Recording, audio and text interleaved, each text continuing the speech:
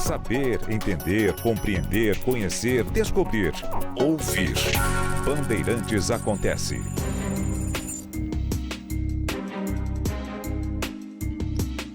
O presidente dos Estados Unidos, Joe Biden, em uma entrevista ao programa 60 Minutos da CBS TV,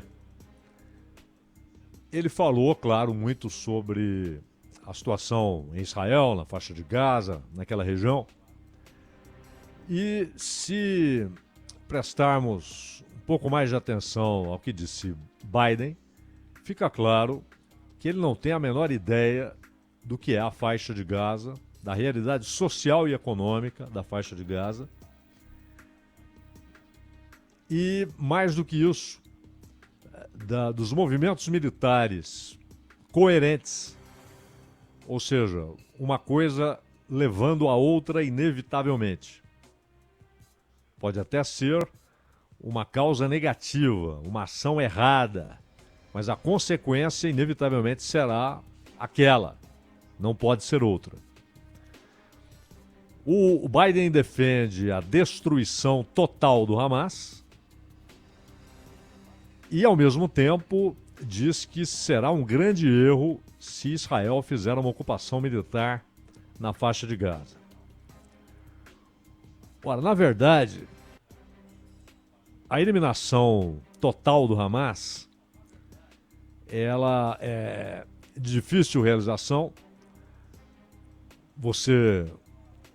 Qualquer um que observe a maneira como Israel está entrando na faixa de Gaza, sabe que o objetivo é destruir toda a estrutura de operações do Hamas. Os túneis, as plataformas de lançamento de foguetes e os campos de treinamento, enfim, deixar o Hamas sem capacidade de operação. Alguns líderes, a última contagem que eu vi, 6 líderes do Hamas foram eliminados por Israel, foram mortos por Israel, inclusive alguns realmente com função importante, inclusive o principal comandante da força de elite das brigadas Al-Qassam. Então, as brigadas, como qualquer força militar mais relevante, tem uma força de elite. E essa força de elite foi importantíssima, teve um papel central nos ataques terroristas do dia 7 de outubro. Então, Israel tem alguns alvos, tem informantes lá dentro, sempre teve, até para tentar identificar onde está fulano, onde está Beltrano, para tentar matá-los, né? Muitas vezes foram cometidos, para além da execução, foram cometidos crimes, porque a informação era de que o sujeito estava naquela edificação. E aí, uma vez confirmada a presença daquele sujeito, por mais de uma fonte, o ataque se dava sem qualquer preocupação a respeito de quais as outras pessoas que lá estavam. E muitas vezes havia mulheres, crianças, que também foram mortas nesses ataques. E isso demonstra a complexidade da faixa de Gaza. O Hamas não tem ali o seu quartel-general, os seus postos de comando. Ele está dentro da sociedade na faixa de Gaza. Misturado, mesclado. E, claro, tem as suas operações realizadas pelos seus grupos de combatentes, ao mesmo tempo que tem programas assistenciais e ao mesmo tempo em que age como uma força policial, inclusive de costumes, né?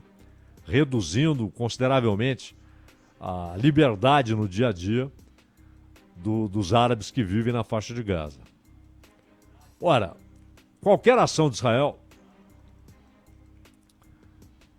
ela não pode ser detida pelo Hamas. Qualquer ação militar, não pode. O Hamas não tem condições militares de deter o avanço das forças de Israel. E provavelmente isso levará ao sucesso no objetivo de destruir a estrutura do Hamas. Sim, mas essa estrutura pode ser refeita. O Hamas, como outros grupos parecidos, o Hamas não trabalha com a ideia de que os objetivos serão alcançados nessa geração, né?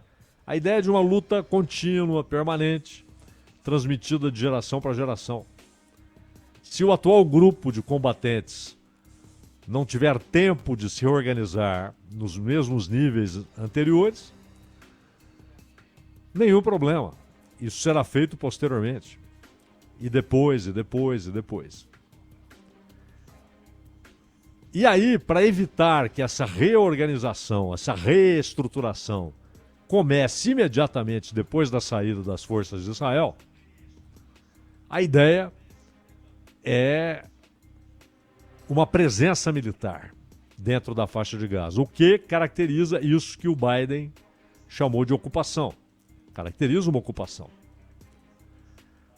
Mas a ideia de entrar na faixa de Gaza dificilmente levaria a outra consequência. Dificilmente poderia levar a outra consequência. A ocupação, ela parece certa. Mas aí vem uma outra questão. O que fazer com essa ocupação? Primeiro, a ocupação produz necessariamente ideia de resistência, de defesa do próprio chão, que é o combustível histórico do Hamas. A ideia de resistência, a ideia de proteger o próprio chão. Claro que o Hamas não para aí. O Hamas não trabalha com a ideia de dois estados. O Hamas tem em seu estatuto, como objetivo estatutário, a destruição de Israel como Estado. O fim do Estado de Israel. E não faz qualquer concessão à ideia de dois estados. Ainda que em 2017, numa reforma do seu estatuto, tenha concordado com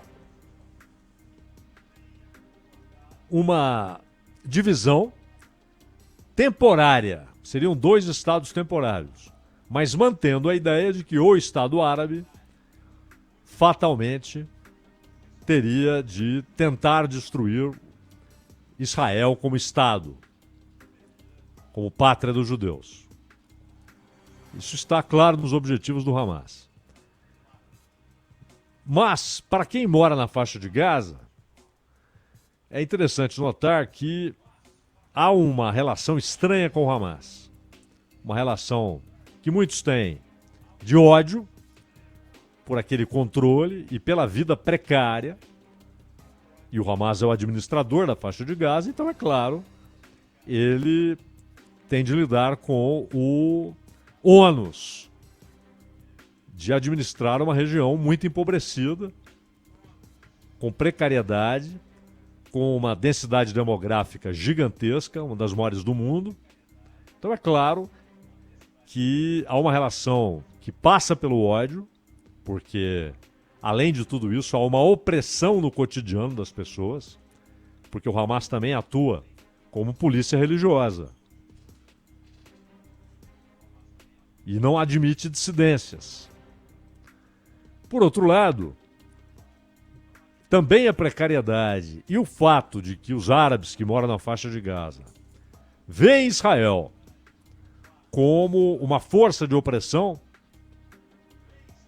que transformou a faixa de Gaza numa espécie de gueto, isso faz com que, ao mesmo tempo em que haja uma relação de ódio de grande parte da população com o Hamas, há também uma visão de que o Hamas tem sido a única força de resistência ao opressor externo. Tanto é que muita gente na faixa de Gaza gostaria de ter o Fatah como administrador. O Fatah que é o braço político da autoridade palestina e, por outro lado, é o financiador de uma outra brigada militar, as brigadas dos mártires de Al-Aqsa, que essas brigadas andam desaparecidas e tal, deram as caras em 2022, porque houve um acordo, líderes das brigadas dos mártires de Al-Aqsa foram anistiados, mas alguns voltaram a ser presos por Israel, e isso provocou revolta, uma reorganização das brigadas, mas que hoje está um tanto quanto apagada, está no limbo. O Hamas não. Tanto que a ideia do Irã de entregar ao Hamas armas, de entregar ao Hamas recursos, não é por afinidade teórica nas concepções do Islã, não é por afinidade ideológica. Tudo isso o Irã tem com o Hezbollah. O Hezbollah, ele nasceu sem ter esse nome, uma série de grupos apoiando o movimento pela Revolução Iraniana, que aconteceu em fevereiro de 79. Eram grupos que apoiavam o Ayatollah Khomeini. E só depois, em 82, há uma formalização, o Hezbollah, que é, inclusive, ele tem um caráter multinacional. Ele não é especificamente libanês. Só que no Líbano, ele fica raízes, inclusive, políticas, se torna partido político, né? E hoje tem 10% das cadeiras do parlamento libanês. O Hezbollah tem uma representação popular importante, mas o Hezbollah é xiita. A gênese do Hezbollah está ligada ao movimento xiita iraniano. O Hamas não. O Hamas é sunita. O Hamas é filho da Irmandade Muçulmana. Há diferenças muito importantes entre os líderes iranianos que governam o país, o Ayatollah Ali Khamenei e todo o clero xiita iraniano, com o Hamas. Há diferenças gritantes. E nós até citamos aqui um exemplo demonstrando que o Hamas não é correia de transmissão, mera correia de transmissão dos interesses do Irã, porque o Hamas luta contra o Assad na Síria. Se luta contra o Assad, luta contra o Irã, porque o Assad é protegido do Irã. E chega a esse ponto, o nível de divergência. Por que então o Irã garante a existência do Hamas como grupo de resistência, com armas e recursos, dinheiro? Porque o Irã vê no Hamas, hoje, a única força local capaz de desestabilizar o governo israelense, o Estado israelense. E, de certa maneira, a população de Gaza, que odeia a opressão interna do Hamas, ao mesmo tempo enxerga no Hamas o único grupo de resistência à opressão externa. E um grupo que não pode enfrentar Israel militarmente, é óbvio. Israel tem forças armadas moderníssimas, equipamentos sofisticados. É o país que mais recebe, na média, né? Não eventualmente, como agora a Ucrânia, mas se você pega 30 anos, dos últimos 30 anos, ano por ano, o país que mais recebeu recursos militares dos Estados Unidos, mas também comprando muito equipamento, é Israel. Só que logo depois aparecem Arábia Saudita e Egito. Os países que mais negociam, compram, adquirem armas dos Estados Unidos. E são beneficiados com programas militares dos Estados Unidos. Mas o Hamas não pode enfrentar Israel, mas o seu objetivo, e é assim que o Irã enxerga, é manter a pressão constante, desestabilizar a própria política israelense, fazer da questão de segurança um divisor na sociedade israelense. E o primeiro grande objetivo do Hamas nessa ofensiva foi alcançado: paralisar as conversas entre Arábia Saudita e Israel. E isso tem um peso gigantesco, porque não faz muito tempo, só 2 países de maioria muçulmana reconheciam Israel. Depois entrou a Turquia. Mas a Turquia é a parte, a Turquia é uma potência. Aliás, quando falamos em força militar na região, o único país de fato que seria um problema gigantesco para Israel seria a Turquia. E claro, o Irã, mas o Irã em termos de ocupação. Ocupar o Irã é quase uma inviabilidade. Pelo tamanho da população, pelos grupos de resistência, pela força militar e pela topografia. Ocupar o Irã seria muito diferente do que os Estados Unidos fizeram no Iraque. E olha que não conseguiram ficar. Foram enxotados do Iraque, depois de provocarem muito estrago. Uma ocupação do Irã seria muito mais complicada. Israel, claro, nem tem isso como meta, ocupar um país do tamanho do Irã. Mas tem a meta de manter o Irã fora do clube nuclear, ou seja, sem armas nucleares. Mas a Turquia reconheceu, e antes, claro, o Egito, o que levou inclusive ao assassinato do Sadat, Anwar Sadat, e a Jordânia. Até porque a Jordânia tem um papel que lhe foi dado pelo Conselho de Segurança da ONU em relação a Jerusalém Oriental. Com os acordos de Abraão, lá da administração Trump, Emirados Árabes e Bahrein reconheceram Israel. Não apenas reconheceram a existência, mas mais importante, o direito à existência. E também Marrocos, Sudão, 2 países africanos, Marrocos e Sudão. Mas a grande meta de Israel era a Arábia Saudita.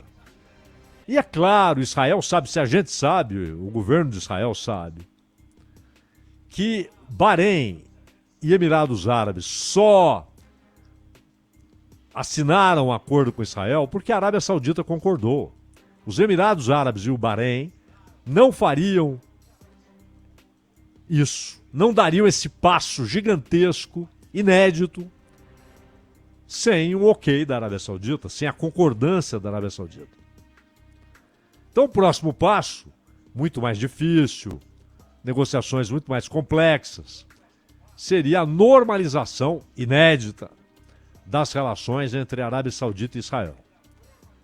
Com Riad afirmando oficialmente: reconhecemos o Estado de Israel e seu direito à existência. E teremos representação diplomática lá. Imaginem o impacto disso em toda a região. Israel, inclusive, enxergava essa possibilidade como uma maneira de isolar ainda mais o Irã, que de resto já estava rompido com a Arábia Saudita. Só que isso mudou. A China, num movimento diplomático ousado, levou para Pequim diplomatas sauditas e iranianos. E não é que conversaram. Os 2 governos concordaram em reabrir embaixadas, em retomar relações, e interromperam as hostilidades que ocorriam, a guerra por procuração que faziam no Iêmen. Os Houthis, que derrubaram o governo do Iêmen, representam o poder regional do Irã, e por isso o Iêmen foi bombardeado pela Arábia Saudita. Os Houthis foram bombardeados. Então a Arábia Saudita fez um movimento muito ousado, reaproximação com o Irã e aproximação inédita, estabelecimento inédito de relações com Israel. Ora, a primeira vítima da ação do Hamas, além, claro, daqueles covardemente assassinados, sequestrados, mas na política, na geopolítica, a primeira vítima é a conversa, é a negociação inédita, importantíssima, capaz de transformar a região, a conversação entre a Arábia Saudita e Israel.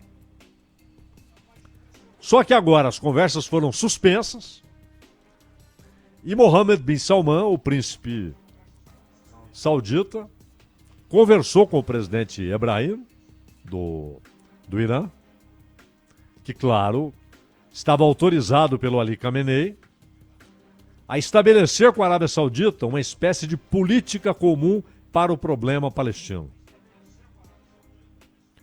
Olha a internacionalização do tema, não como mesa de debate, mas como ação política, diplomática e talvez militar. Porque o problema está no sul de Israel. Mas aí surge um problema no centro de Israel. Para ser eleito, porque nenhum partido hoje em Israel, nenhuma coalizão, mais do que partido, tem voto para governar sozinho. Você precisa de 61 cadeiras no parlamento. O parlamento tem 120, você precisa da minoria, da maioria simples, 61 cadeiras. Ninguém tem isso. Ninguém consegue votos para obter 61 cadeiras. Então você tem de buscar aliados. O Gantz e o Lapid buscaram, inclusive, um acordo amplo e, por isso mesmo, inviável, né? Porque eles atraíram parte dos partidos nacionalistas judeus e, ao mesmo tempo, a coalizão árabe. Não durou muito. O governo esfacelou-se. Era inviável. Um governo fraco. O Netanyahu fez o quê? Netanyahu negociou com partidos religiosos, alguns com a visão de que não deve haver dois estados, mas um só estado, o Estado de Israel. A mesma visão que tem o Hamas, de que não pode haver a divisão. Ela pode ocorrer temporariamente, mas a meta é um Estado árabe só. E muitos partidos e grupos políticos e religiosos em Israel têm a mesma ideia. Não, nada de dois estados. É um Estado só. Um Estado judeu. Um Estado juridicamente judaico e com predomínio